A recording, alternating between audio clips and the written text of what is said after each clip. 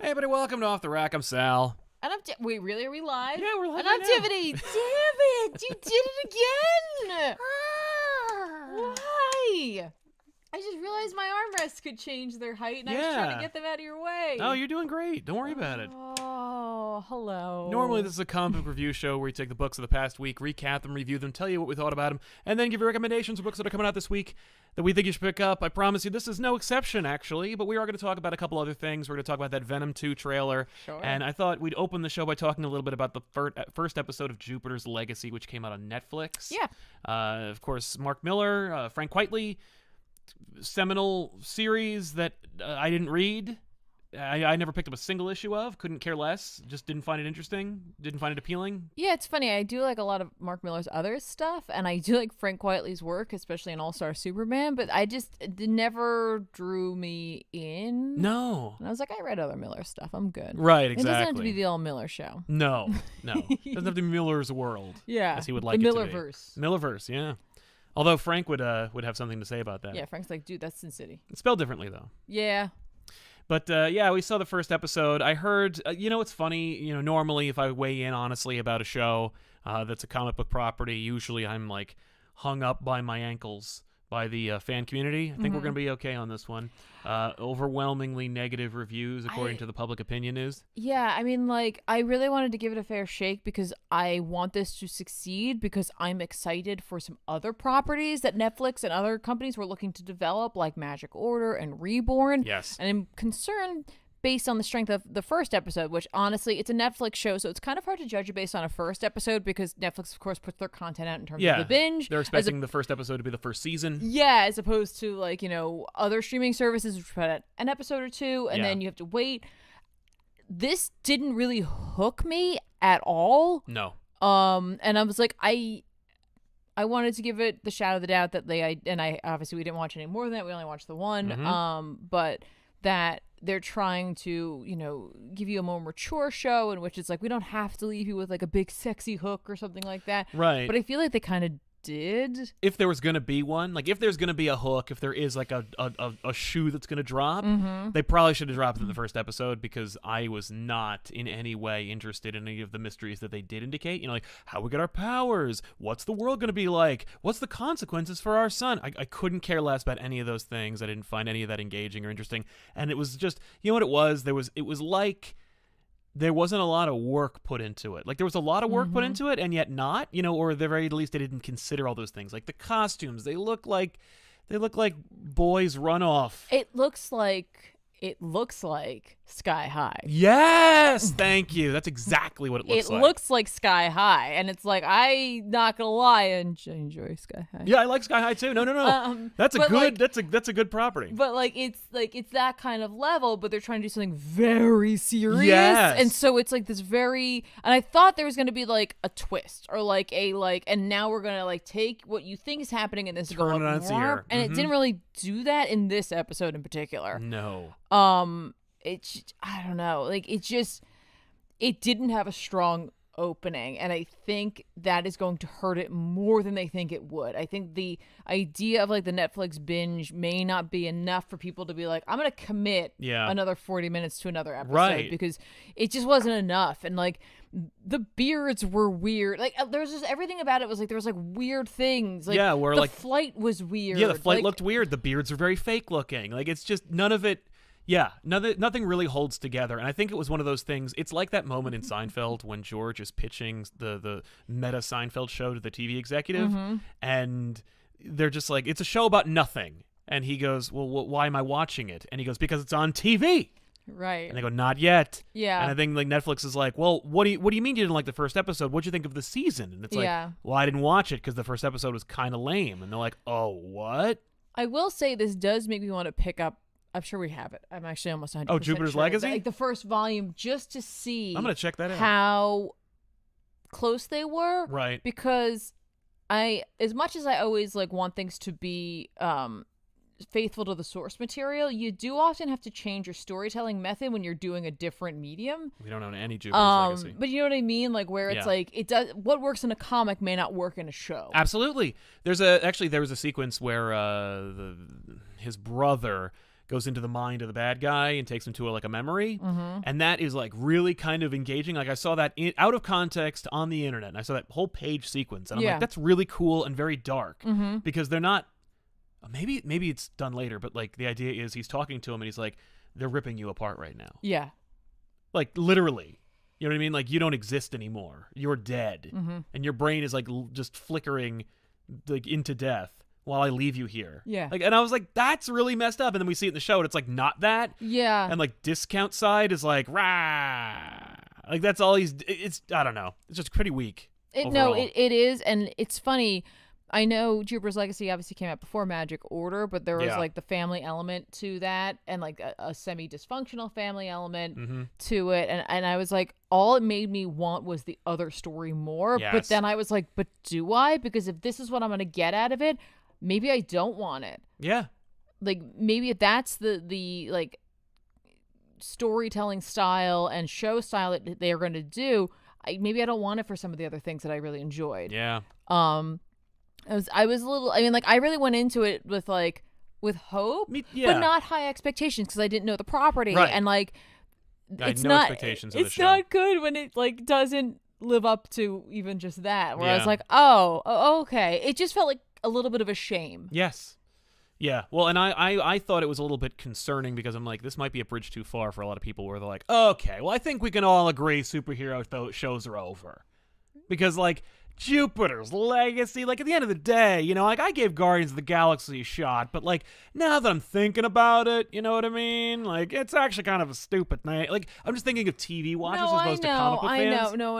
And like honestly, it could be one of those shows, and like I know people hate this, and I'm not usually a fan of it either. We're like, okay, you got to get through like the first 3 episodes, but then it really kicks in. I hate that. But I know you hate that, but that's a hard sell also to people who may not even be interested in the genre. Right. I know that you hate this, but watch the first 2 seasons, and I promise you the 3rd, 4th, 5th season, that's when it really starts picking up. And then around season 8, it drops off again. What are you made of time? Do you have access to a staff that allows you to manipulate time? Or is your dad from space and you can freeze time so you can watch all these shows? Anyway, so let's talk about some comics. Yeah, let's do that. And like we're not trying to like be down on it. It came up and we saw it, and I was like, hey. It was just okay. Yeah, it was fine. It was okay. And it wasn't like I hated it across the board. No, there were some moments that I really enjoyed. I actually weirdly enjoyed the past sequences. I like that more. Yeah, like, the Roaring 20s sequences. Like the late 20s sequence. Like I found myself enjoying more the fact that the brother could sense the crash was coming. Yes. Like based on like statistics he was looking at, and was like, we can't expand now. And I'm like, oh no. Yeah, that was actually way more tense than anything that happened. Way more tense. Yeah. Way more tense. I was like, oh my gosh, these guys are going to lose everything. Yeah. Oh, Dad's on the roof? Oh no. Well, he's They're going showing the off. building shot. I'm like, people are going to be leaping out of this building. Yeah, of course. That was way more engaging for me. Than an angsty teenage daughter who's like, Dad, you don't like me. Blah. Like, wow. Well, maybe that should give me hope than if they ever produce Magic Order. Right. Because it's like, that is a little more, I mean, like, it's magic, so it's not super grounded, but like there's a little more reality, sort of, kind of, not really. Right. But I should mention, by the way, this show is sponsored by viewers like you. If you're watching this show live, you're a potential sponsor, like Brian Rowlands here, who says, I can't wait to hear Sal's opinion of the next great Batman character, Miracle Molly. I roll. Love all the videos you guys do, both on both channels. Thank you very much. Thank you so much. Wondering what he's talking about? Well, ComicPop started another channel called ComicPop Returns, where shows like this will inevitably end up, leaving back issues to fend for itself on ComicPop. That's right. Well, since it's our #1 show and YouTube wants to promote that more than anything else, we figured we'd like clear the road for people who like this kind of content. You can watch it over on ComicPop Returns. You can get Off the Rack, Elseworlds Exchange, GBU, and Letters Page. Those are all going to be on ComicPop Returns until inevitably YouTube changes everything again. Yep. But for now, hey, listen, like it's only another channel. I know it looks like it's not ready yet, and it isn't, but we're getting there. We're still getting there. We're actually inching our way closer to monetization. When that happens, those shows will be live over there. Yeah, so you'll find us over there. But we'll remind you. Don't worry. Exactly. We'll continue to remind you. But if you don't need a reminder, if you don't want a reminder, just click the link in the chat and description, and you can subscribe right away and just get it done. What's it called? Raj Patel. Hey, guys. Won't be able to stay for the stream, but I wanted to drop some love your way. Thank you very much. Thank you. Also, I really hope you were enjoying the newest Swamp Thing like I have. If we're lucky, we'll get a season 2. Hashtag ComicPop Returns. Have you been reading? Did you read the new Swamp Thing? I did. The Swamp Thing, I think. Yeah, I did. I actually, I mean, like, I've been digging the series so far, and yes. I will say I enjoyed this issue of the Swamp Thing. And I agree. I would also like another season of this because this is a 10-issue chapter season, whatever you want to call it, for Swamp Thing. I enjoyed this. It felt a little fillery. No, like a little bit. Like, but Queen Ivy's there. She is, and okay. And Poison Ivy. Okay, let's be honest, folks. Poison Ivy in this book has got like a low-key Smeagol Gollum thing going on. Oh no! Like there's like two versions of her, and like that's what it feels like. I don't know what to do. Queen Ivy's there to like take care of the other one. That's why they needed her. It's like Pyramid Head, James. It's not very esoteric reference. It's literally nothing like that, and I just wanted to say those words. You just wanted to say Pyramid Head, right? Yeah. I did. But so that definitely happens. Woodrue obviously pops up in this. Alec Holland pops up in this. We're starting to see some very familiar faces from Swamp Thing's lore we get the fortunate ability to see them through the eyes of a person who's all new to this. Right. But like tossing him in the deep end of the pool, not necessarily like a ride along since he's our protagonist. Sure. You know what I mean? Yeah. It is a good issue. I just kind of enjoyed the first two more. Maybe because those are a little more horror oriented in terms of their look. And this is, of course, they're like in the green, and it's like, oh, it's pretty. A little more lush. Like, yeah, it's very lush. But like something's going on, and Swamp Thing's gonna have to like pull it together and fix it. Okay. And Alec Holland's gonna help him along the way. Good. Well, there we go. People were wondering where the hell he was. Yeah. But like again, like nothing against this. It was just a slightly weaker issue, not a bad issue, right? Just not as strong. Okay. So not the worst thing ever. No. By the way, written by Ram V with art by Mike Perkins. That's it. So check that out if you are of a mind. Yeah, we're only 3 issues in, and like just because I said like this one was a little weaker doesn't make it not a good issue. It's just the other two were so. This like, is fair. Strong. Yeah. I should point out, I did read The Amazing Spider-Man number 65. This was, I don't know, is it the last issue? It kind of like leads into another issue. We'll see. This issue is interesting. Not really. It's good. I'll just say that. It's written by Nick Spencer with art by 2 different Federicos, Vincentini and Sabatini. Both are Federicos. Okay. And the art kind of like isn't seamless, but it is very stylized. Okay. Oh, it is. Yeah. Whoa. Yeah, I know. The coloring kind of does a lot of like the heavy lifting in this particular issue. So yeah. Basically, just Tombstone and Robbie team up with Spider-Man to stop the bad guys from murdering their respective children. The Syndicate is involved. That's really fun and cute. Norman reconnects with Kindred. Kindred, of course, is like, I know I was hastily put together, but hey, I'll bet I'm really important later. You remember how Nick Spencer said I was super important before? Well, I'm not, but I bet I will be maybe some other time. And then Spider-Man finally figures out, oh, I guess I should use GOG to track down Boomerang because Boomerang suddenly is important again. Okay. And the last page reveal is that he's calling in some friends because the Syndicate arrival reminded him like, hey, I have friends and I can call them up. Right. And the last page reveal is really cool because it's basically the new Avengers. I was just going to say that. And it's like, oh, yeah, hey, that's actually awesome. And like, why did you cancel the new Avengers? It just drives me crazy because it's just like, it was a sure thing. It was always a sure thing. Even when they made Mighty Avengers and when they had other Avengers, the people still like New Avengers. And it's like, if you were going to sell two Avengers books instead of just one, why didn't you just keep it going? It's not like Luke Cage's New Avengers were going to do anything even remotely close to what the other Avengers were up to. Anyway, is it a recommendation? Like, kinda. It's fun. If you like fun and Spider-Man, you're probably going to enjoy it. Yeah. Brian the Baller says, quick question, are we supposed to be reading the X-Men books in any kind of order? I would say no. I think you're right. But when we enter into the Hellfire Gala, yes. Right. They do let you know. When they label it. And like at the end of the book, there's always like that reading order chart, or it's not really a reading order unless you're in an event. When we did Ten of Swords, reading order. Hellfire Gala, reading order. Yeah, like Dawn of X is more like an initiative, less than an event. Yeah. So that list you see at the end is just like hey, just letting you know these are the books that are coming out next week. So if you are reading any of these, this is what you can look forward to picking up. Yeah.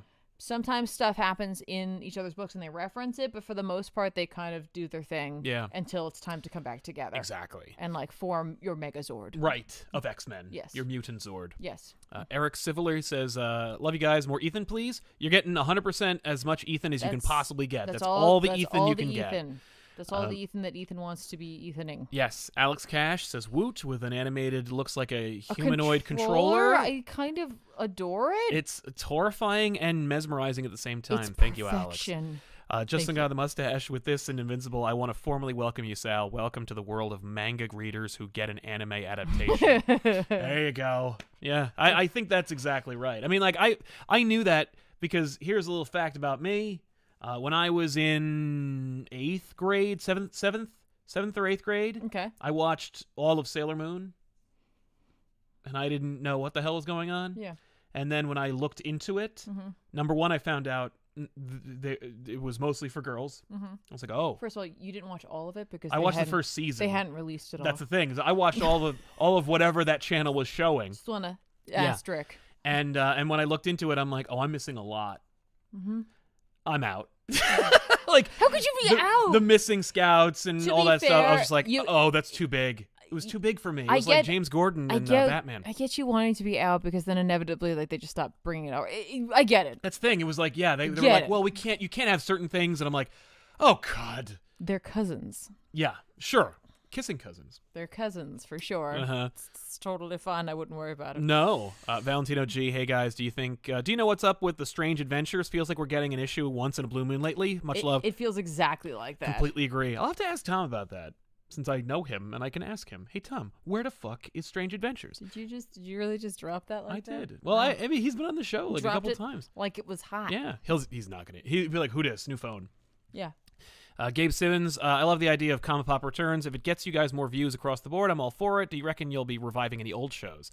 Anything's possible, Gabe. The idea here is not necessarily just to try and get more views. Like, I'm not like a rat trying to scramble all as much as I can for the winter. No. It's more that I'm just trying to give every show that we make a fair shot. And we have like all these shows that you love, and I want to make sure that you get them.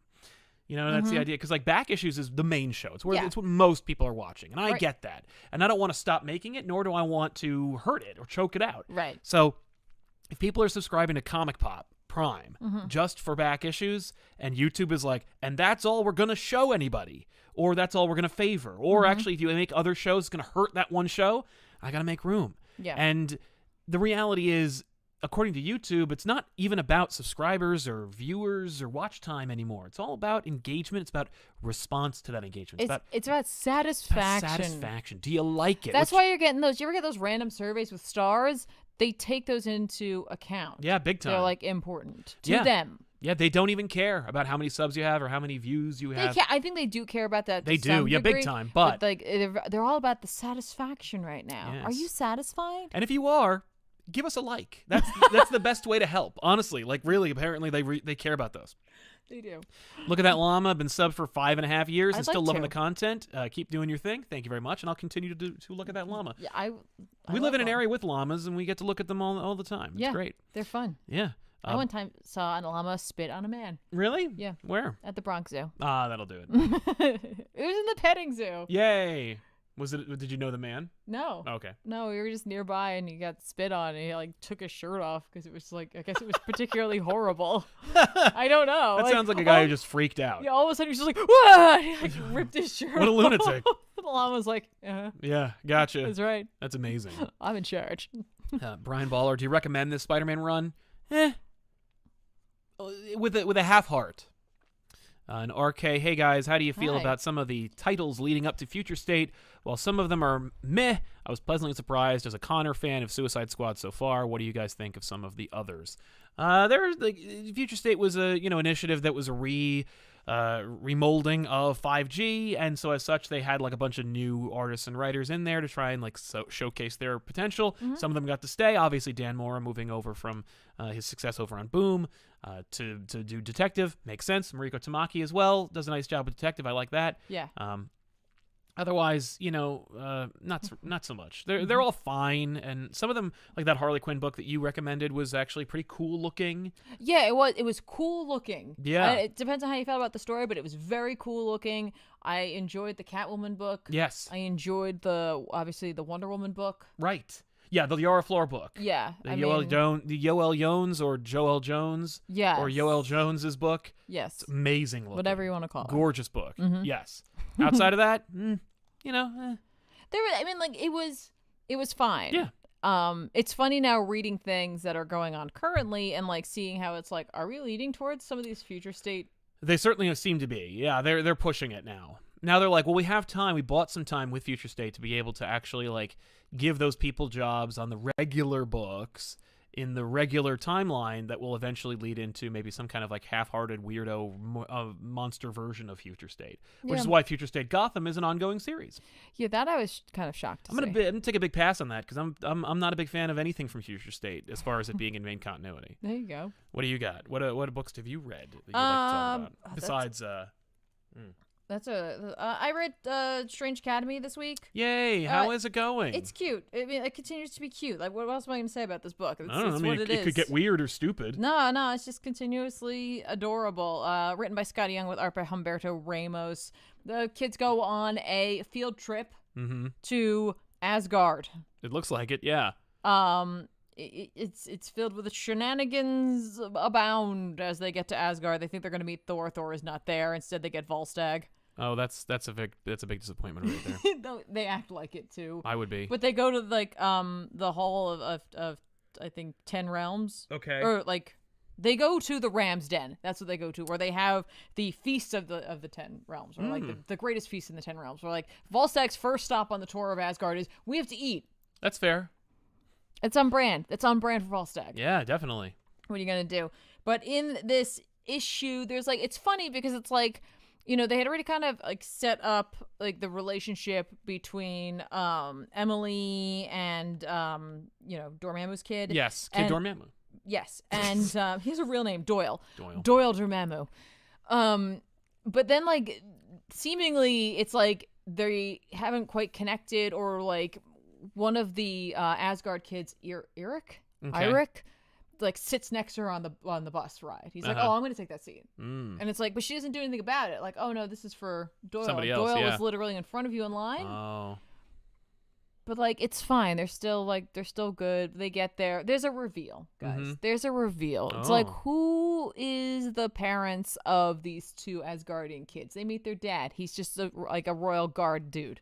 Who's mom? And then you start filtering your brain through like, who are all the famous Asgardian females? Right, Sif, Enchantress. And Enchantress. It ain't Sif. Okay, there you go. They're at the Magic Academy. Who do you think it is? Right, yeah. That's their mom. Okay. He's like, Eric is like ashamed of it. He goes to visit her. She's been imprisoned in the World Tree. Doyle shows up because like Eric's been like giving him a really hard time. He's just like, oh, you better be careful in like, you know, our like realm, because like they don't take kindly to your folk. And I'm like, you have a frost giant. You're acting like this is cool with you. Like, okay, cool. But Doyle takes the high road.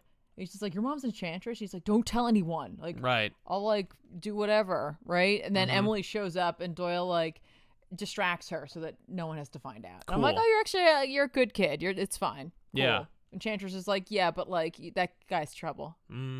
He's a Dormammu. Right. Well, naturally. Yeah. So it's silly, fun, lighthearted drama with heart and fun looking art. Sweet. And like there is a panel in here between two characters, and I just I love it so much. It's just so adorable. Like, find someone who looks at you the way that she looks at Thoth. So cute. Nice. Jimmy Jonathan Lee, hey guys, always love your show. Speaking of Heroes Reborn, how do you feel about comics embracing everything good and bad about 90s to 2000s nostalgia? X-Men, Daredevil, Hulk are in the spotlight again. I don't know if it's necessarily because they're from the 2000s and 90s, but I will say there's a suspicious correlation between the books of a period where the people who were that age are now the age of people who would work in the industry. So yeah, everything's cyclical, so you're going to end up seeing that in terms of like embracing the good and the bad. Like I love the idea of embracing the good and learning from the bad, but if you continue to make the same mistakes you made from the bad, then you're going to watch time just constantly repeat almost exactly the way that it did, instead of just like trying something else and being like, okay, I get where we're going with this, and maybe there's something successful in there, and trying to take something that was bad from a time period and like alter it to try to make it good. Maybe it won't be, but at least try. That's true. By the way, I should mention, apropos of ComicPop Returns, we made a proclamation. We made like a promise that we would award two, or I think it was one. It was one because we hit like over 1,000 subscribers at the end of like the day or two. Which, by the way, thank you all so much for making that happen. Thank you. And continuing to make it happen. I wanted to also mention that we did pick 2 winners. So we're gonna announce those at the end of the episode. I guess we'll announce them, and then we'll have to contact them separately because they may not be here for the live show. They might not, but you know what they'll do? They'll have to. They're the winners. They've been subscribed. When we announce it, they'll be in the comments, and they can comment. So. And if not, I'll just reach out to them. I'll tag them in the comments. And then if episode. Not, then we'll try it again. That's right. Nick Smith, Tiff, have you read the recent Spirits of Vengeance miniseries? It's sort of a fun relaunch of Midnight Suns, and Carnage looks great in the trailer. Yeah, he does look great. What do you think? Did you read any of Spirits of Vengeance? No, unless I did. We have that miniseries. We have that book. I don't think you read it yet. She's looking it up. Mm-hmm. From when? Oh, like 3 years ago. Well, because there was that other one I read. Mm-hmm. With what's her name? Satana in it? Yeah. That like nobody read? No, Lilith. Oh, yeah, no, I read that. There you go. No. I was talking about the other one. Mm-hmm. Like, okay. Moving on. Philip Cross says, have you been reading the Marvel Voices books? Personally, I'm looking forward to the Pride issue. No, I'm not reading any of them. I had the first one. Yeah, this one? Yeah. With the cover up by Dan Mora? Yeah. Yeah, I read that. I read all of it. I almost did on back issues. I know. Oh. I thought, well, because see, that's Satana. Mm-hmm.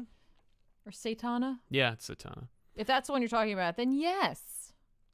Ruben Manjarez says, making up for my college acceptance celebration over the ComicPop Returns comment section. Congratulations, and thank you very much, man. Oh, yay! Congrats! Again. Yeah. So let's talk about some more books. Did you? What else did you read? What do you got left? 2. Oh, okay. I have 3. All right. I read Marauders this week. If you weren't reading Marauders, this was not the place to pick it up because this was a clip show of an issue because they're trying to get to the Hellfire Gala. So if you like Storm and you want to watch all the characters from Marauders talk about their favorite time that they had an experience with Storm and guess how many knives she has on her body. Not really. Well, then this is the issue not for you. Because that's what happens in this. Oh, also, Emma Frost gets a super awesome diamond and talks about like its various, I don't know anything about diamonds, but like for Kitty Pryde, and it's like shaped into like an X and it has a bullet on it. Cool. And like it's a gift. She's like, if you choose to give it away to someone, don't tell me about it. Yeah, but basically, I mean, like it's cute. It's just them like reminiscing about things we didn't get to see. Mm-hmm. And how awesome Storm is using Price is Right rules in terms of like the closest to the number of knives she has. Yeah. Without going over. Yeah. 1. No. Well, I mean, like you would not have been closest because someone guessed lower than that. I won't tell you. You have to find out for yourself. It is kind of fun though because Callisto's there. Okay. And so like she like talks about like her moment. Yeah. And she's like that her favorite, like she's like, I've got a lot of good ones, but like there's only one that matters, and it's literally when like Callisto was brought back and like it's Storm holding her hand together. Oh, and I was like, that's really sweet. Okay, that's nice. But again, this was clearly like a filler issue because this is supposed to be the eve before the Hellfire Gala. Gotcha. And so we're just kind of like getting there. There's also a scene between Emma Frost and Sebastian Shaw. Like, not Stan. No, that's an actor. I know. Well, he's there too. Why not? Yeah. He wants to go to the gala. He's like, can I get an invite? She's like, no. No. Only mutants. Or if you're Anthony Mackie, that'd be okay too. Yeah, that'd be all right. But the fact is he's reminiscing over Lord Chantel and how like he'd love to bring her back, but she died before Cerebro was a thing, and so there's no copy of her. Mm. So. Okay. Yeah, but also like Emma's like, yeah, things about to change. Big things are coming for mutant kind. That's okay. it. Okay, great. More changes. Neat. Well, I think it's just, it's Emma being Emma. Like, it's big. Like, it's going to be like our debut. Right. Here we go. So that's what Marauders was. Okay. Here, real quick, I'm going to talk about a book. Okay. I read Nocterra #3 from Scott Snyder and Terry S. Daniel. Tony S. Daniel? Yeah, I was thinking Terry Moore and I meant Tony Daniel, sorry. Yeah. It's the 3rd issue of an ongoing series about a dark future where it's literally dark. The world is dark. If you're caught in the dark, you turn into a monster. Everybody's got fun, crazy names.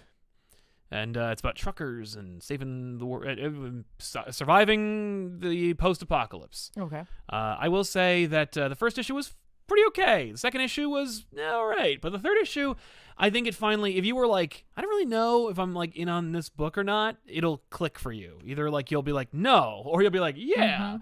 For me, I was like, yeah, this is kind of cool. And I will say a big, just like kind of atmospheric recommendation, if you're going to read Nocterra, you should read it at night. I know it's like at night, like it's like the big PM is what they call the ever darkness. I know. But I am an 8-year-old. I know, the big BM. But no, it's but I will say, I don't know why, but like at night the book felt like more atmospheric, and it worked. The characters were in like a cave and they're like using bioluminescent. Did they have a box of scraps? They do not. Well, they don't build anything. Although one of the characters does, but they're for Don. Anyway, I do recommend it. I recommend this series if you haven't already checked it out. There's only 3 issues to check out, and they're pretty fun. So Nocterra #3. Cool. I also read the entire Legends of the Dark Knight series from Derek Robertson. Okay, how was it? It was pretty friggin' awful, I gotta tell you. That's a shame. This is an idea where it's like, okay, remember when Tiffany pitched Legends of the Dark Knight? Yeah. Miniseries with hungry creators doing their own story arcs. I did. Yep. Well, this is it. 6-issue mini, written by Derek Robertson, drawn by Derek Robertson. Yep. I think it's set like right after the Cataclysm or No Man's Land. Like it's. Oh. It must be after No Man's Land, but the idea here is that like it's after the earthquake and stuff, and like that's kind of fun. If you saw Penguin, Mr. Freeze, and Joker, those are 3 of the 5 villains that appear in this book. It's a whole arc. I read the whole damn thing. Okay. And it's pretty bad. Like it's not good. The That's art's a like shame. fine. The art's fine, but for it being Robertson's like debut. And having seen his work and other things, I'm kind of like, well, if you're writing and drawing this thing, this should be really your opus. Like, you should be, like, swinging for the fences with the art in this book. And it's like... Oh, he's writing and drawing? Yeah. Oh, I didn't know that. Oh, yeah. Oh, I thought it was... Oh, yeah. Okay. And the writing is fine. It's not egregious, but it is fine. Okay. It's not great. Maybe that was, like, what they were able to do for the first one. Maybe the next... will be a little stronger, although I would say you probably should have kicked it off with something very strong. Yeah. But maybe this is what was, I mean, not that it probably isn't enjoyable, but like that maybe this is what was available. Yeah. It was around issue 4 I was like, oh, and then I finally finished it and I'm like, okay. All right. He's trying a thing. It's funny. He tries to do a thing. He's like, oh, James Tynion IV and friggin' everybody can invent Harley Quinns. I got a Harley Quinn for you. And he invents his own little Harley Quinn type character. And I'm like, no one cares. Here's a challenge to you, DC. Try to not make a character for like 2 months. No. Just 2 months. It's 2 issues. But that's 100 new characters we could be inventing. As long as James Tynion IV works here. So, But, I recommend it only in as much as like, hey, it's a digital series. It's cheap. And if you like Derek Robinson's art, you're gonna like it, or you're gonna like the art. But it's just not great, you know. It's a weak outing, unfortunately. So what else did you read? Of course, I read Hellions, the other X book that came out this past week. This wraps up the sinister arcade sort of. Oh, cool. Yeah, I remember you talking about the Betsy and they're all trapped Conan. in things, because of Mastermind. Arcade's got like that system where there's like a guy who's watching everything to let him know if it's really happening, right?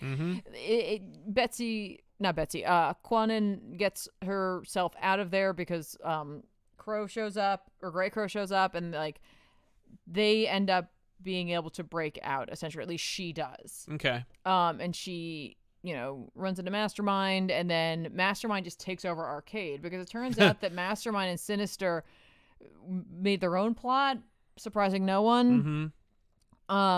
To we'll fake, I'll fake get involved with this and let Sinister be captured. And he's like, honestly, I don't know why you let them go to town on my teeth, because the entire time Sinister's in this and he's building the clone farm for Arcade. Yeah. He can't talk properly because he's missing his teeth because Arcade wrecked him. Okay.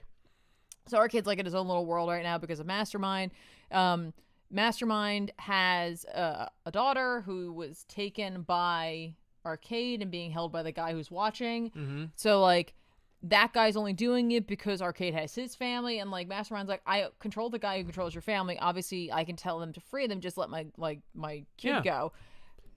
Lets the kid go. Kid gets on the intercom. Mastermind's okay, cool. All right, baby, now kill him. He uses her mind.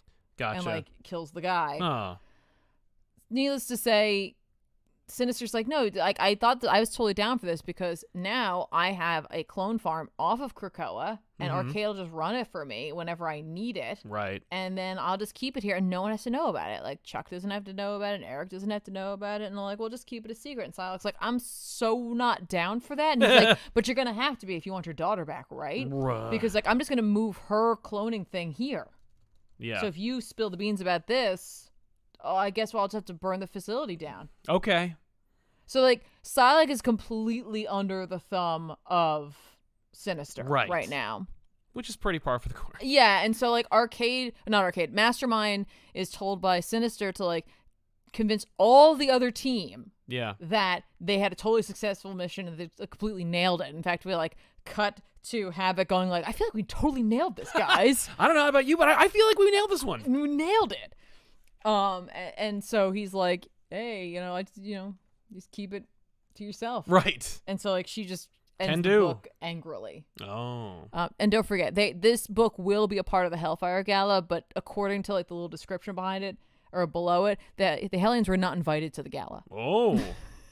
So we'll see. But they're the only ones with the hell in the name. That's why. Yeah. It's confusing. Yeah, it's redundant. It's off-brand and a mixed message. Get out of here. Fair enough. It's also, yeah, them. It's also them. You don't want Wild Child at your party. Yeah, them and Fallen Angels, they also can't come. Because their book got canceled. Over. Well, it didn't get canceled. It just kind of rolled. It just stopped. It just stopped. And that's her story anyway. So now she's in this, and I like this very much. Works for me. But listen, Sinister's doing what Sinister does. There's part of me that's thinking, as we're watching all of these things happen, that I hope that Charles and Magneto are just relying on everyone to do exactly what they assume they would do. Well, they're doing whatever Moira tells them they did. Right, but I'm just saying, that they're just relying on the nature of these characters. There's no way Sinister's not going to betray us and make a clone farm someplace else. And there's no way Apocalypse isn't going to have his own machinations someplace. You know what I mean? Absolutely. I feel like this is hopefully what they're doing. It's just they're going to do these things and it's going to be okay because we know they're doing that. Yeah. Yeah. I hope so. Because otherwise, Charles is an idiot. Let's I will hope say, not. did you hear about that Magneto miniseries that's coming out? I didn't. Oh. Who's it by? Someone. I don't recall. That's okay. I didn't mean to put you on the spot there. It's the Trial of Magneto. The Trial of Magneto. Oh, Magneto, yeah, what'd you do? Sorry. Miggy Saito says, hi, Comic Pop. Thank you for having back issues as a person who can't read comics because of my eye problems. It helps a lot. Oh. Well, thanks for being here, and I'm glad we could help out. Yeah. Ben Wilson, my tagline pitch, ComicPop Returns, the little house just got a little bit bigger. Oh, I like that. Thanks, Ben. That. Not going to use it because I'm trying to get away from that name, but yeah, thank you. We'll use it internally. Yes. Luke Claudius with a big bad super chat. Thank you very much, Luke. Thank you. Mr. Roboto, 1, okay, yes, equal or better, sequel Venom 2 looks good. We'll talk about the Venom 2 trailer in a little bit. We're going to make you wait. That's right. I also saw that somebody tried to do a super chat, and I guess it didn't work out. Can't find it. Here we go. Luke Claudius basically asks about what you think that Hickman's new book's going to be. I don't know, but considering the fact that we already have an X team, I'm wondering if it isn't going to focus a little more on some of the internal stuff. Like maybe it'll be about Moira's no place, no space. Oh yeah, no, yeah. That makes sense. Possibly. Mm-hmm. I am kind of just hoping to leave her Yeah. for as long as possible without doing anything. There's so many characters and teams, obviously, that he could focus on. Right. It's kind of hard to get Guess? into Hickman's head, and like Yeah. I have like simultaneously been trying to, and not because there's also something very enjoyable about this journey. Mm-hmm. I'm truly enjoying it, and I'm willing to go wherever he does. I'm sure, whatever is going on with Legion. Yeah. And I have a feeling as we are going through the Hellfire Gala, perhaps it'll become more clear to us. Mm-hmm. But like part of me is like not ready. Like Yeah. if he is starting to like wind down or head towards the conclusion. yeah, and like like I'm not quite ready for it because I've just been enjoying this so much, and who knows what will happen after he, steps away and lets everyone else like come in and do whatever they want, Yeah. or potentially like restart everything. I don't know how I'll feel about it then. Yeah. But who My knows? theory? Yeah. It's XSE. It's the Xavier's Secret Enforcers book. Oh. Remember Bishop running that really crappy team? Bishop's on the Marauders. I know. You can take him off the Marauders. Take him off the Marauders, make a new team, or just create a new team. You got plenty of X-Men to choose from. There you go. Storm might be leaving the Marauders. It's kind of how the book Makes indicated that like maybe she's kind of done with them. Mm-hmm. Listen, you want Storm on there because she's an Omega level mutant and she's a badass, and I Right. like when she pops in. But for what Kitty's doing and how much like they've actually have helped Mm-hmm. in the world, like you don't really need her. Yeah. Nick Smith, I really enjoyed last Venom, though I know most didn't, but from the looks of it, feels more like a sequel. I'm excited for Shriek. Yeah. We'll talk about that more in a little bit, but thank you very much for your opinions about Venom 2. Jimmy Jonathan Lee, this may sound random, but I want to ask, how come you see Damian as the disliked, redundant character, but not Jason Todd? Isn't Jason the redundant one? Jason's the dead one. Well, no, I think what Sal will probably say, as I take the words literally out of his mouth, is like Damian is the redundant one in terms of the fact that like you've got Bruce Wayne, who inevitably becomes an orphan. He has his adopted father, and then he himself adopts like a son, and then adopts another son, and then to have his actual son. And then it's like, no, but he's got a real one, though. And it's like, Yeah. a real one? What the fuck does that mean? Yeah, like it's just like I know that like obviously someone who adopts and then possibly has like a child themselves loves their children just as much, but like in terms of the way it's presented in the comics, it's like okay, but Yeah. like he picked these kids because he had like a kinship to them. Mm-hmm. Although with Tim it was less of a pick and more of like a Like, he picked you. I figured it out. Yeah. Yeah. Mr. Giggles, really off topic. Did you just see the Canelo fight? I don't watch real people fight. No. I don't find it interesting or Sorry. engaging. Mr. Roboto, Venom trilogy, yes, no, maybe. I say maybe myself. No question, they're gonna make one.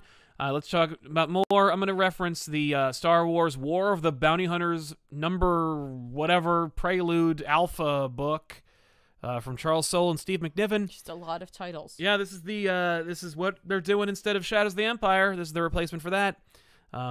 I hated that. No, I'm kidding. I didn't read it, so I'm not going to say I hated it because I don't know. Yeah. So I didn't read it. I will say that it is, the idea of, people, Boba Fett's got Han Solo, bounty hunters want him, so it's very similar to the last one, only totally different. Boba Fett. I know.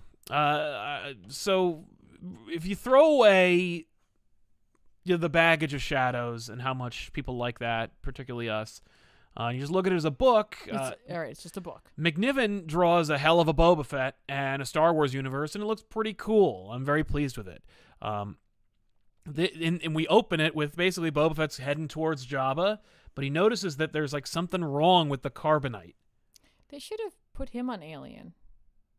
Yes, McNiven should have drawn the Alien book. Anyway, sorry. But yeah, there's something wrong with the carbonite. Han Solo's like he might wake up or die. So Boba Fett takes him to a guy he knows on Nar Shaddaa who looks like Dexter Jettster because he's from one of those aliens, and he's like the leading expert on carbonite. He's like, yeah, you got to fix it. You owe me some money. Do me a favor. Blah blah blah. You got to do a thing to get to a thing to do a thing. So do the thing, which is you got to fight. There's some fights happening on my planet. You got to fight this person who owes me some money, or I owe money too. Whatever. You got to kill this character. Okay. And Boba Fett's like, okay, so paint my armor so people don't know that I'm Boba Fett. But like not with a permanent paint. No, an impermanent paint that'll make me look like the noob Cybot of Boba Fett. That's what happens in Shadows. What do you mean? When Chewie goes undercover and they Yes. shave his head and they dye his fur, Yeah, so and he that looks like a different bounty hunter. a bounty hunter. I know. But Boba Fett does it instead to get into this fighting arena. By the way, a Cy Snoodles type character is the ticket booth person. Oh yeah, It's fun. No. That sucks. Yeah, it does. But yeah, Boba Fett he's the noob Cybot Boba Fett who he says, "Call me Django." Which What? I was like, oh, this is a perfect opportunity for him to be like, "Call me Jodo Cast." Didn't do that. No. Anyway, so he calls himself after his father, makes himself sad, fights the guys. It's awesome and bloody and cool, and Boba Fett fights this spider person and kills them and gets all this money. And then a bunch of jerks are like, "Hey, you owe us money. We're jerks. We collect money from people who win money. So do this thing for us, and we'll let you keep the money." And he's like, "No, you can just keep it. Fuck off." So then he leaves.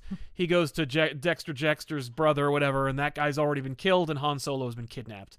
And so Boba Fett's like, crap. Okay, apparently I'm not as great at this as I thought I was. I've never been that great. But yeah, so but Jabba's champing at the bit to get this Han Solo wall sculpture, and Boba Fett's like, crap. There's only so much weed we can give him. Yeah. Bib Fortuna's like, he's gonna run out. He's gonna run out. You gotta get back weed. So yeah, basically Boba Fett's got to recover Han Solo. Okay. Before Jabba finds out. All right. That's fine. It's fun. It was a very innocuous issue. Seemingly right now, this could still kind of take place in between with Shadows if they don't run into any other characters. Right. This is what could have happened. Mm-hmm. Except we did a whole thing. Oh, yeah, no, they did. Oh, I forgot. Yeah, that was also the War of the Bounty Hunters, where Bosk and Forlom and Zuckuss and Dengar all team. Oh, not Dengar. It's all over.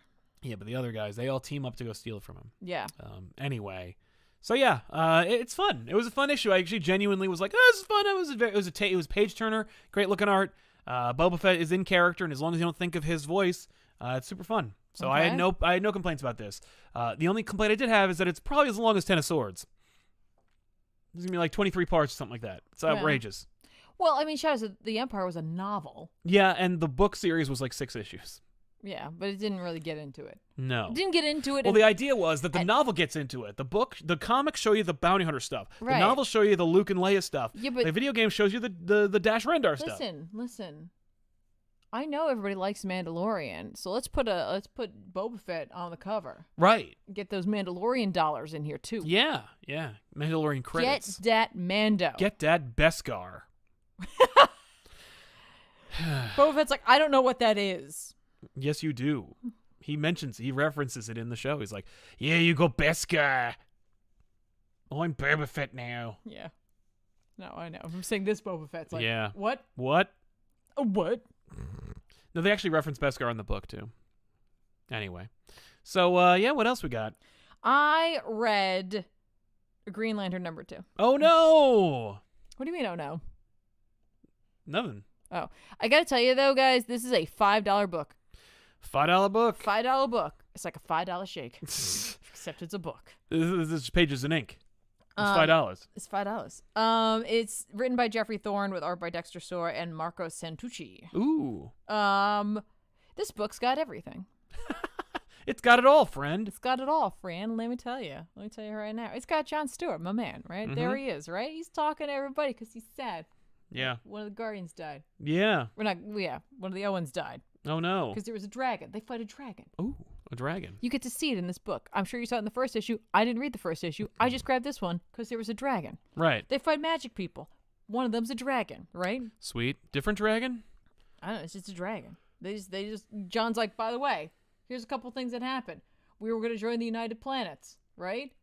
Which I'm like, it's dupe. No. I guess that thing. It's like the Federation. Yeah, that thing that John started with the Legion or whatever. They're gonna join the United Planets, which is like a bunch of other folk. Yeah. The Corps was gonna join.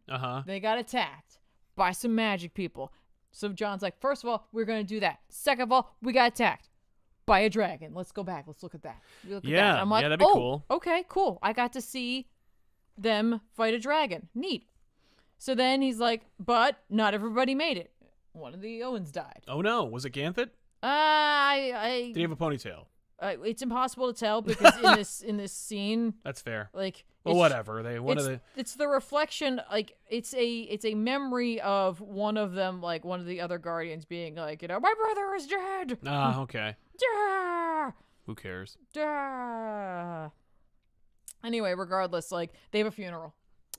And Kilowog and the other human lanterns carry the body where they needed to. They shoot it into the core because there's a lot of like emphasis on the battery. There's a lot of emphasis on the fact that this book needed to be a little bit longer, and so it seems like they really wanted to go into what death is the meaning of, and for people who are like, who can't die or primate-based life forms, mammals, like you intern your death or your dead into the ground because it's like you realize that like you're made of the same stuff as something that's whatever. Then we go into that for a bit, and then it's like, and we shoot him into the core because we return him to that. Right there, and it's like, all right, cool. Now that that's over, so we successfully joined the United Planets. Oh, okay, they did that. Yeah, we did that. So because of that, though, they're kind of upset at the core's power and like far-reaching reach. Okay, influence, you might say. Influence, and so we're gonna need to go ahead and reduce the amount of sectors we're guarding. Oh, what? But you're like in charge of everything. By a third. What? We're gonna do it right now. Why? What? So like everybody, you're getting new assignments. I know we're just at a funeral, but no time. It's like in Emperor's New Groove. Old Emperor's out. Just start painting Easter's face on everything. Okay. And essentially they're like, okay, so all the Guardians are hearing their rings go like, hey, you've been like sector whatever, you're out. Yeah. Sector this, it's over. You reassigned. Outriders, Quest, Crux, this, Crux, that, Jordan, Crux, Earth. I'm like, isn't this about Jon Stewart? Well, he's getting rid of Jordan. The idea, this guy hates Hal Jordan. Well, Hal Jordan's back on Earth doing his thing. Right, go over there. You just go over there. You just do whatever. So, like, everybody's real mad. Guy Gardner becomes an outrider. Kilowog's Quest. Like, Stewart's like, all right, I'm going to have to go talk to everybody about this. So he goes talks to the Owens. The Owens are like, what? He's like, could you have picked a worse time to do this? Yeah. And a worse way to do it? And they're like, why? It had to happen. What would delaying have changed? It was going to happen. Yeah. So we like ripped the Band-Aid off. What do you want? And they're like, listen, man, like you are like similar to us. We kind of said that we have a connection, right? Like, okay. And he's like, okay. And they're like, he's like, but like you took all the human lanterns and you put them like you're moving them away from their home. Right. Yeah. Like to completely different planets. Yeah, that's what we do. We don't care. And this is where they're like, okay, well, here's the thing. There are Crux worlds. Okay, what does that mean? And there were 7 Crux worlds. Wait, is it? Yes, there are 7 Crux worlds, right? And like, we got to protect like the 5 that are there, right? And also like, the fact is, it's like, I think they mentioned, they mentioned that Earth is a Crux. It's a Crux of heroes, and it's like when the new gods fade away, Earth will become the 5th world. Oh, okay. I was like, oh, that's kind of interesting. Yeah. What? Okay. And like he's looking up at like the display they've got going on. And he's like, yeah, but there's only 5 worlds. You said there were 7. And he's like, oh, right, yeah, about that. So we failed to protect Krypton. We totally blew it on that one. Yeah. Okay, I'm not gonna lie. We messed up. Why are we talking about that? But you, because hey, we're reading about Jon Stewart, so you know it's gonna be brought up. Oh, Zun-Shi, yeah. Yeah. You failed to protect that one. That's why we're connected. We both messed up. Oh, cool. And like because of that, like other heroes from Earth were like created, and that's why like listen, why are there so many Green Lantern rings that have like come and selected Guardians from Earth in like the span of one human lifetime? Yeah, why? Because we're the Crux of heroes. Okay. And so like it produced extra heroes to go protect those Crux worlds. So that's why they're gonna go do that. You go do that. Okay. Maybe we'll read about you. I don't know. Right. You go. Maybe take care of that. We're gonna send you, Jon Stewart, on a crazy voyage to the Dark Sector. He's like, oh, like by myself? And they're like, oh, Jon Stewart, you silly boy. You're never alone. And then you see all these like lanterns. All the ones that got like quest accepted. Yes. They're going with him. They're like 1,000 lanterns. Oh, wow. He's like 1,000? They're like 1,001 if you say yes, John. Right. You say yes. Mm-hmm. He's like, I mean, you already knew I was going to say yes, didn't you? Right. So they use their Green Lantern powers and they make a ship. And I'm like, I feel like I still want a ship. Yeah. Because if we start losing lanterns... Or concentration, it'll fall apart. Yeah, no. Could we have like a real ship? Mm-hmm. Maybe? No. But like, you're going to need the power of that many lanterns to cross into the dark sector. Cool. And they get on board. Remember Teen Lantern? Yeah, she's there. Mm-hmm. And so like, this is a really honestly well-written scene where it's like John talking to a kid. Mm. And he's just like, so you can't come with me, obviously. But like, they still need to look at your gloves. She's like, they're gauntlets. Fine. They need to look at your gauntlets. She's like, they can't take them off. He's like, they're not going to take them off. They just need to look at them. Okay. You have to let them look at you. And like, Simon's going to stay with you and make sure you get back to Earth. But then he like kneels down and he's like, but listen to me. Simon's kind of a hothead. So like, while he's watching over you, I need you to keep an eye on him. And I'm like, it's just so sweet. He's like giving her a reason to like follow like what he needs. Yes. And I was like, cute, adorable. Right. So then like the ship takes off, right? And like this other being comes down and is like, hey, let's do whatever, right? And then the power battery explodes. Yeah. I saw them destroy the power battery. The power battery is destroyed every so often. Like every new continuity, they destroy the power battery. Right. So. Oh no. Right. Oh no. I assume it was whatever they shot.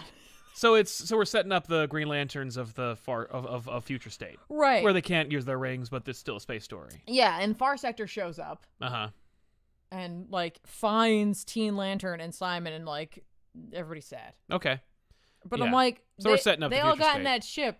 Yeah. So did the ship fall apart? I don't know. I don't know. All I know is I don't care. But like a lot of things happen. I actually like it was compellingly written. Yes. And like I really enjoyed John's voice because cool. it changed. Like he's talking to them. He's like, you little blue guys, what does the matter with you? He's like delivering like his news to the core, and he's like solemn and he's a leader. He's talking to Teen Lantern, he's talking to a kid. Right. It actually I was like, this is really I enjoyed the well way it's done, written. yeah. Yeah. I enjoyed the magic. Yeah, that's fine. There was a dragon. Right, cool. I don't know, but again, this is a $5 book, guys, so it's up to you whether or not you are going to want to read this. You are getting a lot of Green Lanterns for your buck, although right now, no power battery. Yeah, just like in Future State. But Teen Lantern could still utilize... Whatever. Yeah. Her gauntlets. And Far Sector still had. So, the mysteries abound. Yes. There you go. Okay. So I read that. Very rarely do we get a chance to talk about Green Lantern. That's and true. I was like, you know what? I said I wanted to read this. It's $5 though. Yeah. I read it anyway. Teddy Lee, so amped I caught you guys live. Thanks, Teddy. Awesome amped that sauce. you're here too. Side, Tiffany, can you do more stories like the one where the people were sucked into people-shaped holes? Well, we did do, if you didn't catch it, we did a GVU back in October-ish. I'm not sure if it came out in October or November by the time we got to it, finally coming out of GBU, where I had the guys read 3 Junji Ito stories, talk about them, and pick which was the good, the bad, and the ugly. Oh, yeah, it's kind of the closest we got to doing another Ito-style story. Yep. But you could go check that out right after the show. Yeah. Ali Elziadi says, Tiffany, what is the symbol on your sweater? It's all right, technically it's a t-shirt, first of all. Yep. But it's the Vishanti window Nice. in the sanctum. Exactly. Elliot Troy, Barry Windsor Smith's Monsters was released last week. I won it during a raffle at my local comic book store. Feels like Stephen King plus some crazy Nazi program. Seriously, like, I first of all, I would like to pick this up. We didn't get a chance to get to a comic book store this weekend, but I'd like to do that. It's really funny. We were literally just talking about this and this writer. Yep. Because An Sal went on a like wizard quest by accident and literally was just talking about this and how like it's synchronicities like this that make you think that like I don't know. Yeah. But I was gonna say it's such an amazing feeling to win something in like a raffle course, like that. I yeah. don't know. It's just like it's very rarely ever happened for me, but like it makes it so special. Yeah. So like treasure that. You'll never forget that. If you hang on to that book, you'll never forget, like, oh, I won this. Right? Oh, this is cool. Yeah. And to enjoy it on top of it, even better. Yeah. Mr. Roboto, carbonite as a cheap way to travel, maybe? Maybe? Yeah, stack them up. Yeah, right? That's how The Mandalorian does it sometimes. That would be insane because, you'd have a story there where somebody got forgotten. Mm-hmm. Yeah. Oops. Also, want to talk about Heroes Reborn. Heroes Reborn #1 from Jason Aaron and, what the hell? Ed McGuinness. Thank you. So yeah, this is a continuation of Jason Aaron's Avengers run. It spins right out of that. It's supposed to feel exactly like a continuation of Jason Aaron's Avengers run. Man, I gotta tell you, this cover scheme sucks. This is horrible. It doesn't bother me. It's horrible because of a few things. Let me tell you why. Number one, Lineal Yu's art is so tonally different from the look of this book. Oh, for sure. It is a bait and switch. That is number one. Number two, the Civil War-esque evocative cover scheme of we're only going to give you 2/3 of your cover. The other cover is a gradient as opposed to white. Well, I have a feeling too that's not only related to Civil War, but also related to the fact that currently, obviously, X-Men's been doing its own thing in terms of look and graphic design with a big emphasis on that design. And so maybe they felt like in order to have it have more gravitas that they needed to do something like this. They needed to do something, bombastic. But what they ended up doing was looking like a derivation of something else that they did that was bigger. Sure. So that's kind of weird. 3, you called your event a thing from the 90s that is generally reviewed as terrible. So you got an uphill battle by naming your thing after something that sucks. So it's just very interesting, this juxtaposition of incongruent art, and then you have you have the look of Civil War and the name of another thing, and they're all working in contrast to each other because none of those things are what you're looking at in this book. And it's a continuation of Jason Aaron's Avengers, which I think is one of the worst Avengers runs of 20 years. Right. At least 20 years. It hasn't been this bad. But you know what? I was willing to give this a shot because I dropped the book. Yeah. I was like, I can't read this shit anymore, and so I stopped reading Avengers. And I wanted to see what this event was going to be, because events are created differently. It's not quite the same thing as, unless it's Bendis, and then it's it's just your event is just a longer version of the thing you were just doing.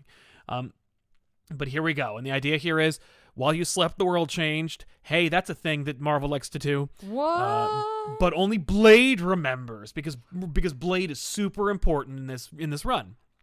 So does he take a blood bath? No, he does not. Sadly, no blood red. But yeah, But Blade is really important, and he's the Wolverine of this House of M reference, because House of M, of course, everything's changed, the world's different, but one character remembers, and that character's got to make everybody else remember. Boy, I remember that being a thing. You did that too? Oh, okay, we're gonna do that too.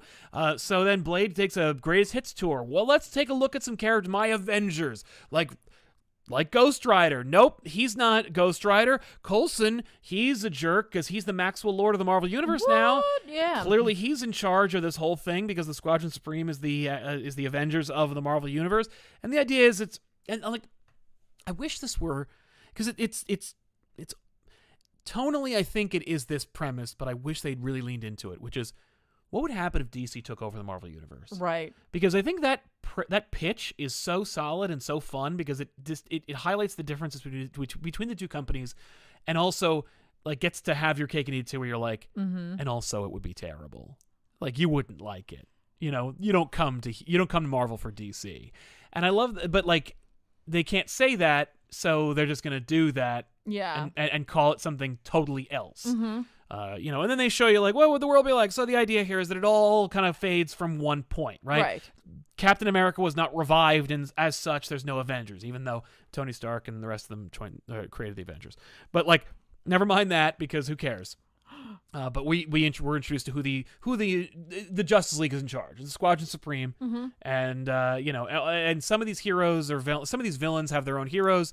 Hyperion, the Superman, he's the main. His nemesis is Doctor Doom. Right, which I love at first. It's Doctor Doom is just Doom. Because you see hybridized characters, and he does end up doing it, but in a way that's actually very connected to his own character, which I know Aaron knows. Right.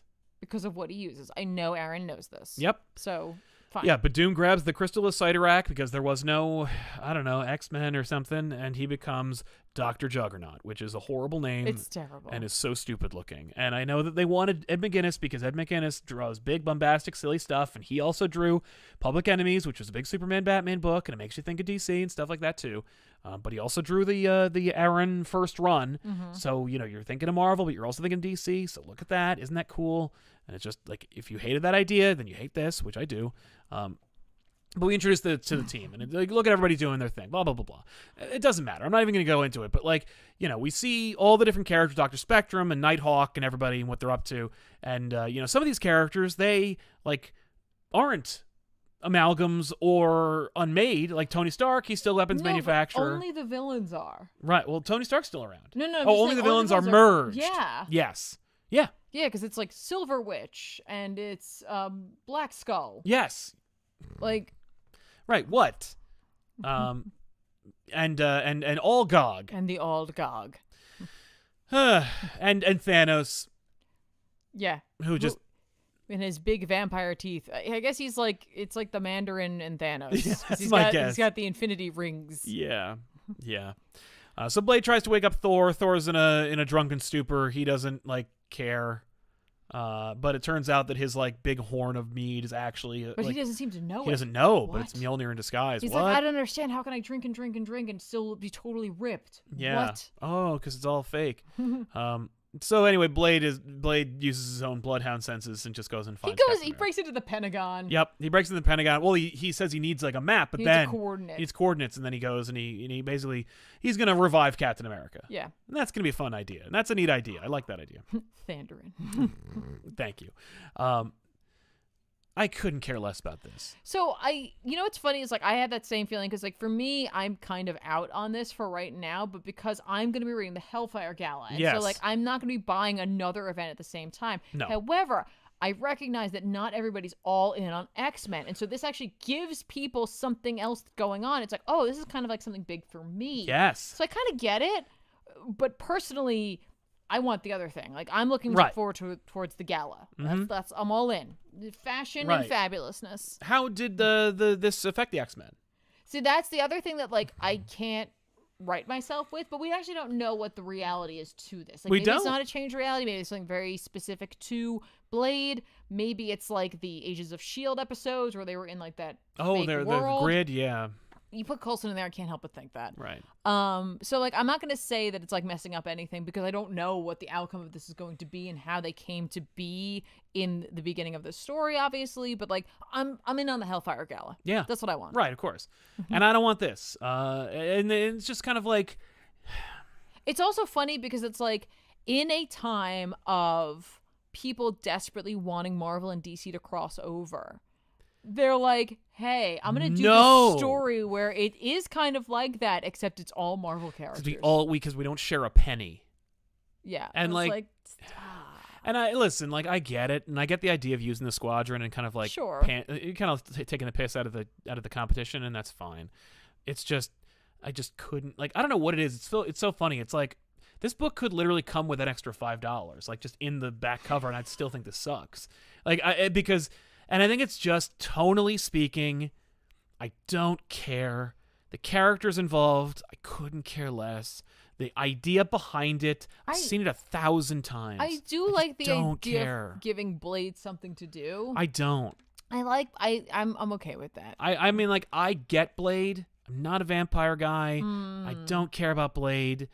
If you're gonna do Blade, give Blade a book and have him fight vampires. But making Blade an Avenger, making him give a shit about that, making Blade the key to all this, I just don't care. Well, none of this is interesting to me. Maybe what it will do is make people want to read other Blade books, because honestly, I don't know how well a Blade book would sell right now without a property behind it. Yeah. So at least you're putting him at the forefront of something and hopefully getting some more interest in him as a character, just in general. Yeah, and good luck finding a Blade book. Good luck finding one. Yeah. Because they're all out of print. And, they'll be very cheap. If you do find one, by the way. But, if you want to get, an entire run of Blade, you can get them for probably $1 a piece or less in a long box somewhere. Right, yeah. But, goddamn. It's just nothing about this is exciting. And it's like weird and like it's seemingly like disingenuous. Like the cover for me, I'm like, the cover for me it was legitimately, I was like, oh, maybe they're doing something a little different than what they're doing. Like, because Aaron has done good stuff and I like some of Aaron's work. Yeah. And it's just I just hate it. All I want for him right now is for him to be off the Avengers and just do King Conan. Right. Like, that's all I could ask of right now, because I know he can write Conan, and I think he did a really good job, and I'm just hoping he doesn't come off of this bitter. Yeah. I mean, like, yeah, I hope he doesn't Spencer this up. Yeah. And feel super bitter and just be really rude to everybody. But I expect not. I think Aaron's pretty like, I mean, like, listen, Aaron has done like a run on Avengers that dovetails into an event, and no one has been shy about their opinions about his run, and it's only gotten more. I'm getting less resistance every time I talk about how much I don't like this run. Like, each time it's like Tom King's run on Batman, where I'm like, this run sucks. People are like, are you friggin' like, no, he is not. No, this run is amazing. And as it kept going, people were like, okay, yeah, no, this actually does kind of suck. And like with Aaron's run, it's the same thing, where it's like, hey, you know what? Like, actually, I really hate this. You were right. You were right to all the things you complained about in the first volume are ever present in every single volume, only more and louder. Okay. I mean, like, I read it and like I was like, again, for me, I'm like, I'm already committed to an event. Yeah. I can't do two. Right, but you would if you loved it. If this hooked you, you'd be like, okay, I guess I got to read this. Yes. But it's just not. It is not gripping. And it's not even like Heroes Reborn. Like, that's the thing, is that not that I care, not that like I want it to be, but it's like it doesn't even. It's just in name only. You don't know what Captain America is going to look like when they take him out of the ice. Yeah, maybe he'll be ridiculously barrel chested. Yeah, he or could have tiny feet. You right? don't know. That's true. Because it's not like anyone's calling Rob Liefeld to do literally anything, so they could have called him in to draw just the Captain America scenes. No. Sorry. No. So Sean Caldwell says, hey guys, Elseworlds pitch, Batman is finally pushed to becoming the new Ra's al Ghul, turmoil in the family when he tries to reform the assassins. That'd be cool. Yeah, I'd read that. Yeah. I wish they'd have to bring back the book, of course. So yeah. No, I think, oh yeah, okay, yes, Elseworlds, yes. Yeah. I was like, yeah, no, the book, not the show. I was thinking of the show. So yeah, what do you, what else, anything else that you read before we talk about Venom 2? No. Okay. We saw the Venom 2 trailer. So we're going to talk about Venom 2 before we give recommendations for books that are coming out that we think you should pick up. Yeah. Venom 2, directed by Andy Serkis. What? Yeah, did you know? Gollum directed it. The master of Golluming has a Gollum character. Well, then, like, maybe if anyone is wearing a mocap suit, he'll actually really be able to give them some tips. That's the thing, like, the guy has been in a mocap suit for most of his career, so... Yeah. Okay. Yeah. I'll be honest with you. I was like, wait, they made a Venom 2? Yeah, no, that trailer that trailer came out of nowhere. I knew they were making it. I didn't realize that the release was going to be this year. Mm-hmm. So. Yeah. I mean, hey, I'm happy for fans of it. Yeah. I really am, because it's like you folks, you wanted it, you're passionate about it, you dug it, you weren't bullies about it. Right. Well, and the movie made $1 billion. Yeah. So they it's were like gonna do it. They were gonna make one, and yeah, and of course it's Carnage, worst title in history. Let there be Carnage. You could have called it Absolute Carnage, Maximum Carnage, Carnage Unleashed. Went with creativity. Good for you, Sony. I like Carnage Unleashed. I think that's a good one, because it's like, oh, here he comes. Yeah, exactly. But nope. Instead, Let There Be Carnage. Let there be a terrible title. But yeah, I think that the thing is, we saw Venom a couple years after it came out, and we saw it, in our homes. And I will say that it's not very good, the movie, and it's very silly. But the things that work are Venom. Like everything else, Carlton Drake, his wife or girlfriend, everything. The bad guy, the Life Foundation, all that stuff. Riot. None of it worked. It was all silly and boring. I know, I watched the symbiotes girl. She's stupid. Who cares? Yeah. But everything where Tom Hardy's talking to himself, jumping into fish tanks, eating lobsters, or being Venom, like everyone agrees. Like Tom Hardy talking to himself, yes, that's all they're there for. Seeing Venom be Venom, yes, again, that's all I want to see. That's all anybody wanted to see. I think they were like, that's it. That's what works. Okay. Tom Hardy talking to himself and Venom. So if we make like a third of this movie, Tom Hardy talking to himself, and the rest of and 2/3 of it, Carnage and Venom punching each other, I think we got ourselves a hit. Right. And it's like, listen, you're absolutely right. Yeah, everyone's gonna go see it. Well, not everyone. No. People who want to see it are gonna go see it. Yep. Only in theaters. Only in theaters. I know. I didn't watch the trailer. I saw it came out, and then they're like, you have to watch it before we. You should have called it Carnage Rules.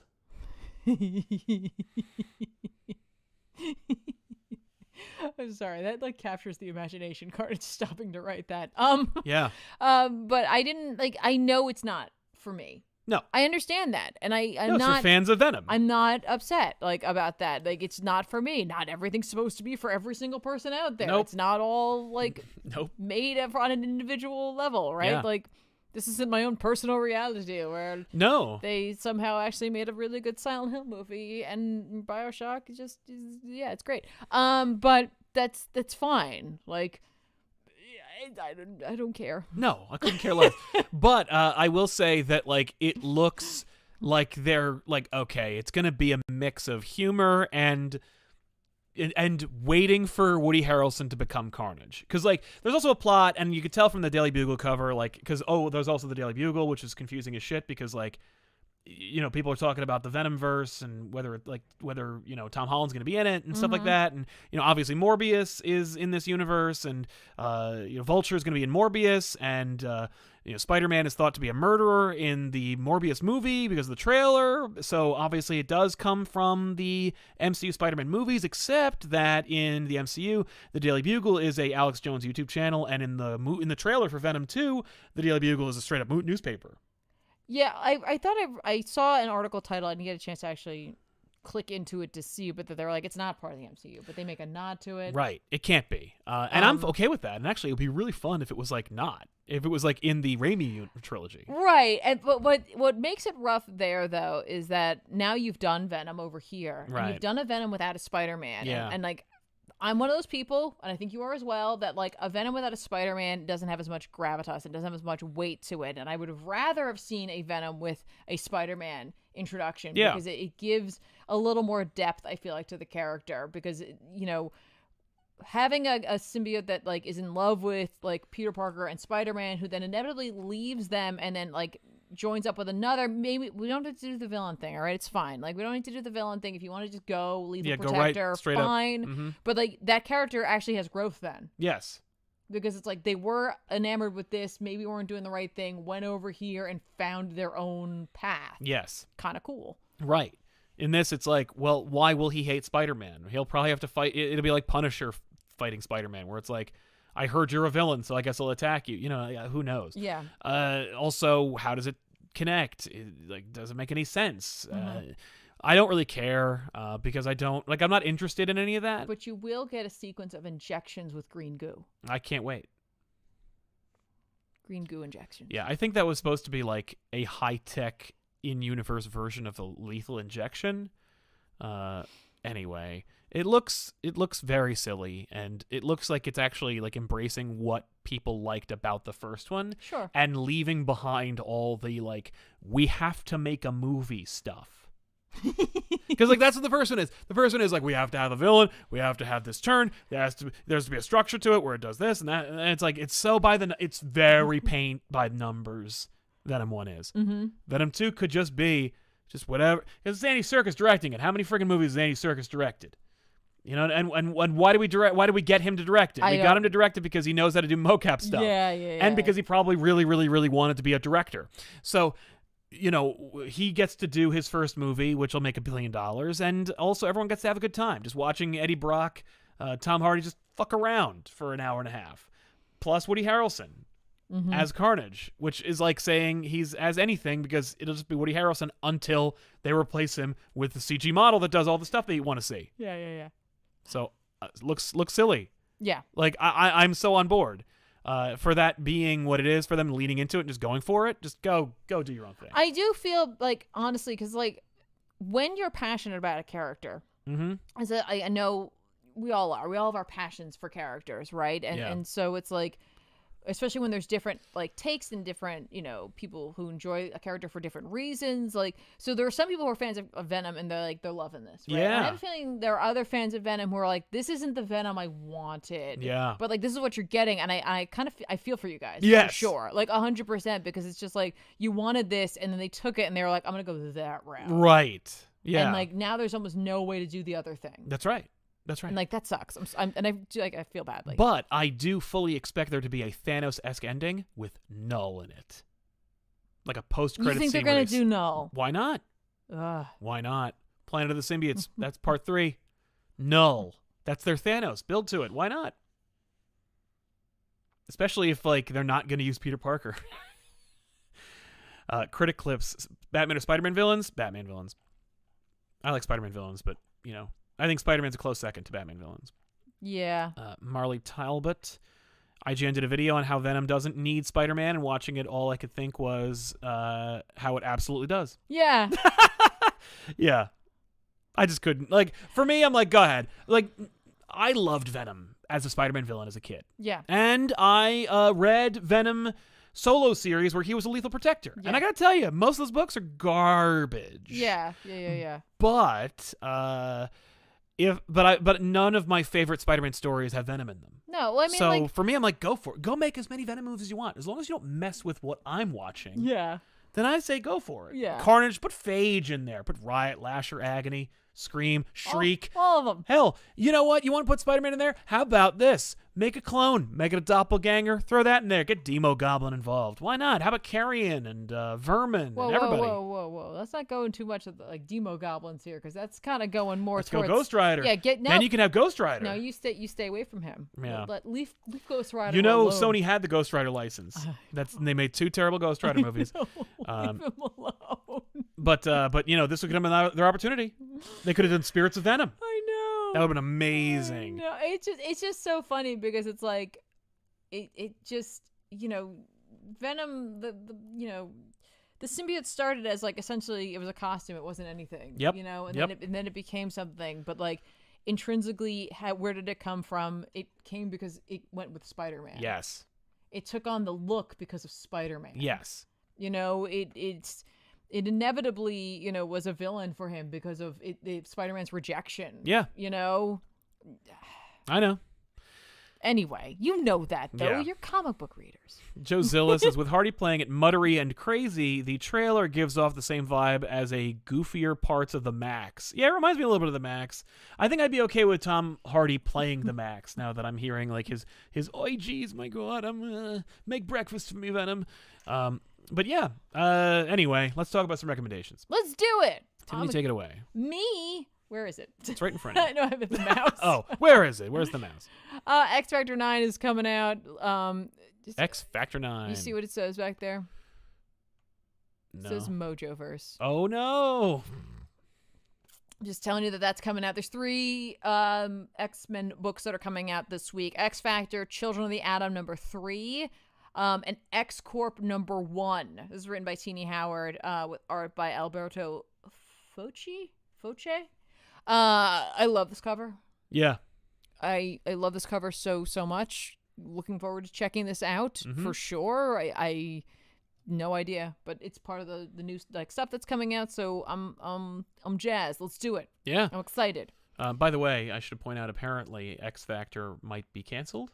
X Factor has like gone on hiatus before, in particular that book. It went away and then it came back. Or X-Force, I don't remember which one. But the fact is, it's like, don't forget, like we're literally about to launch into an event called the Hellfire Gala, and so who knows what will happen after that. Yep. In terms of like teams restructuring, since other books are now coming in. Yes. So we might see some of the books being leaned off and like newer books coming in to tell other stories of Krakoa in this Hickman run on X-Men. Yeah. Well, changing over from that, but his grand scheme. Yes. I also want to give a shout out to a book, a 100-page book. It's a $10 book, guys, but it's a 100-page book, so you're getting a lot of stories in there. It's the DC Festival of Heroes, the Asian Superhero Celebration. Remember we talked about how Bernard Chang had been working on Children of the Atom. I think he took a hiatus or a break or is off the book entirely to go work on this. Yep. But you're going to be getting Greg Pak and Amy Chu and Ram V and Bernard Chang and Francis Manipul. Jim Lee is doing some covers in here as well. I believe Stanley Liao, is that Art Germ? I'm not sure. I don't know. Regardless, you're going to be getting a whole lot of superheroes from Katana to who is this? You know her. But to what's her name? It's not Echo.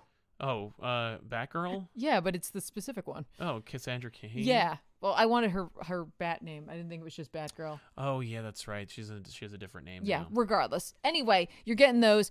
So go check it out if you like those. I like those style of, her name's Cheshire. That's what I wanted. Thank you. From before, not that. Yeah, but, no, not her, yeah. but the other one. Sorry, my brain's all over the place today, guys. You're gonna be getting a bunch of like shorter stories. So if you like those kinds of things, thank you. And Stanley Lau is Art Germ. Yay! My brain gave me that one. But yeah. Character names, not happening today. No. I was like, hey, that's Art Germs now. Yeah. Thanks. Mm-hmm. And the Atom as well, which I really enjoyed that Halloween story we read. Oh, it was so good. Mm-hmm. It's part of one of those like little mini like vignette stories. I kind of like picking these up because it's like for $10. You're getting the opportunity though for like a whole bunch of stories that maybe you'll be interested in. You know, like there's like, you're not committing to just one issue, like a $5 issue like DC's been putting out. You're committing to like an opportunity to have a variety of books. So go check that out. Yeah. Also, there's just like some really fun, adorable like variant covers. Yeah, there are. Super fun. Anyway, those are my polls because I think you took it. You got the rest. It's all you. You also talked about Wonder Woman number 772. Oh, right. That woman's mine too. Sorry, Wonder Woman 77. Leave me alone. I had like 3 hours of sleep last night. Mm-hmm. Written by Jordi Bellier and Becky Cloonan and Michael Conrad. Maybe there's like a backup story. Oh yeah, there is. Yeah, because it's young Diana as well. Right. This is the God of War Wonder Woman book I've been loving, so I'm very excited to read this and to continue on. I don't know if when she leaves this, if I'm going to continue with this. It depends on what happens. Yeah. But I'm enjoying this so much while I can, and looking forward to this being in trade. Right. Because that'll be a fun recommend for people who've clearly played God of War. Totally. So I'm going to see how they justify taking Peter Parker out of being Spider-Man, despite the fact that he absolutely would not be affected by the Avengers not forming. Since he formed a good 2 years before the Avengers did. This is written by Mark Bernardin with art by Rafael Latorre. I'm going to check that out just to see and gripe and complain. The Joker number 3 from James Tynion IV and Sam Johns with art by Mirka Andolfo. The Secret James Gordon book, definitely worth checking out. Yeah. Can't wait to see more. Star Wars 13 continues the War of the Bounty Hunters event. I'm going to read this one and then see if I'm going to read any more of it until the trade. We'll see. I'm excited to check it out.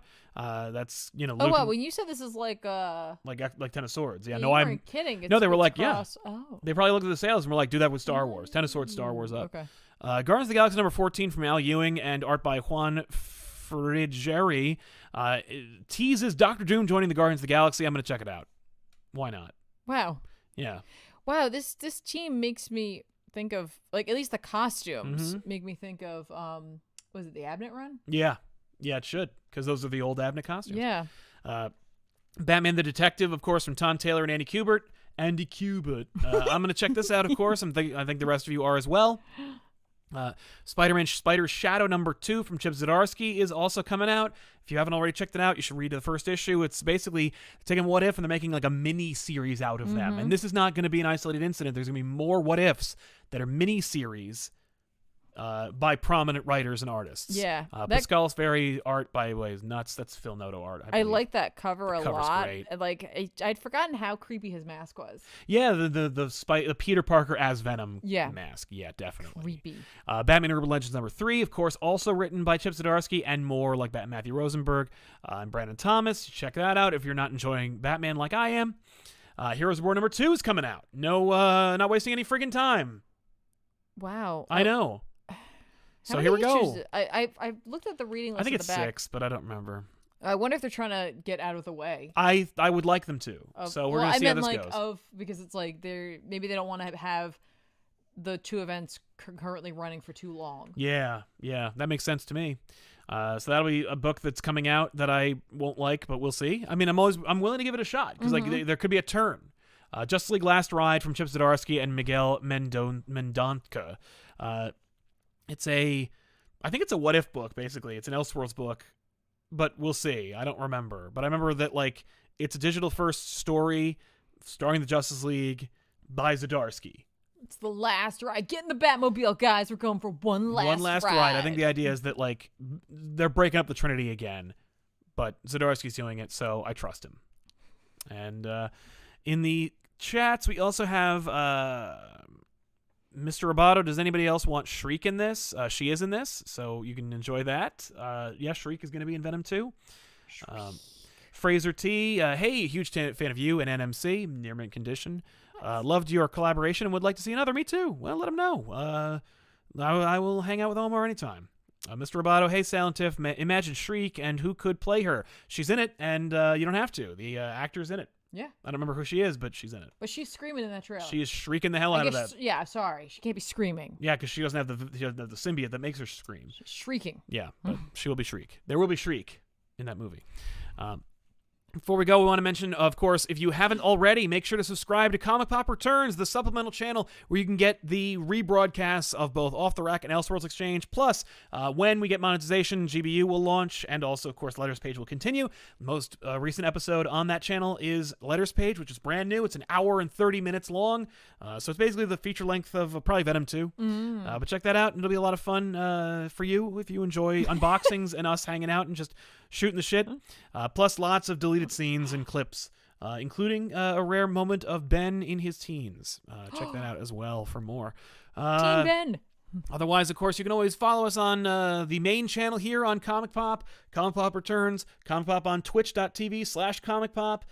You can follow Tiffany at The Real Zoobs on Twitter, and there's so much more. Check the description for every link that you need. Every link you need. Our library and its inventory. Our Instagram, our TikTok. Yeah, we have one. It's at ComicPapa, because everyone has a stupid name on TikTok, and I didn't want to be like Nutsuck69. I picked a name that was in some way connected to what our channel is all about. So check out that and more. Of course, there's also a Discord and a book club that meets every whenever. I think Friday, Saturday, Sunday. That's it. I'm taking the mouse away from you because you're supposed to announce the winners. That's right, the winners. Oh my God, we got to announce the winners. I could see him going for the mouse to end the show. That's right. I'm like, wait. I totally forgot about that. No. I'm so sorry. Well, let's announce the winners. Here we go. I got them right here.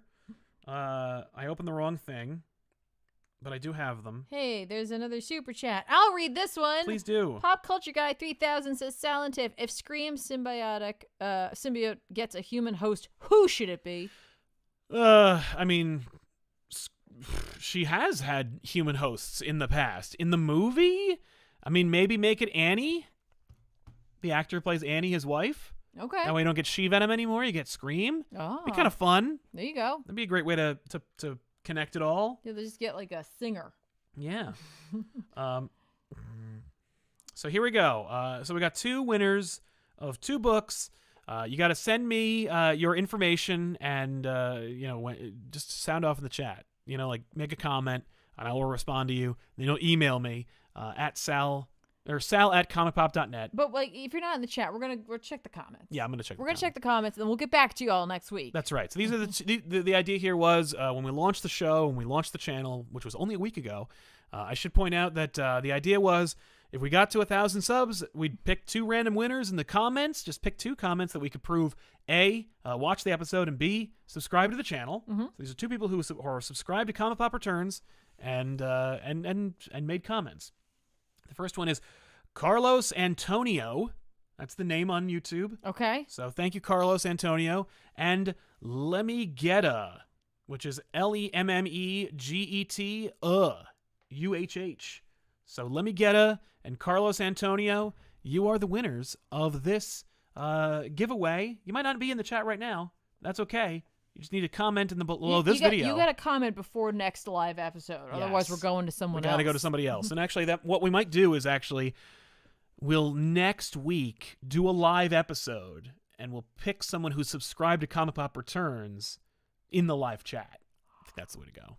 So that's how we normally do our giveaways. Yeah, that is. But so, since we're double dipping right now. We're dual channeling. So it may not be the end. Yeah. It may not be the end. It's true. And I think when we actually debut the show, when Off the Rack becomes an official... do a giveaway then. We'll do a giveaway then. So ComicPop Returns officially gets Off the Rack live. Yeah. Then we'll start doing that again. But in the meantime, I want to thank you all so much for hanging out with us. And we'll see you guys next week with another episode of Off the Rack. Of course, if you're watching this after the fact, thank you so much for being here on ComicPop Returns and for subscribing and catching every episode we make here. It's only Off the Rack and Elseworlds and Letters page right now. But GBU is coming. Once we hit that 4,000 hours of watch time, GBU will arrive, and there's a new episode ready to go. So we'll see you guys later. Thanks a lot for hanging out with us. Of course, if you want more, there's plenty here. There's more. It abounds. Yeah, it is. Yeah. And that's it. So long, everybody. Bye.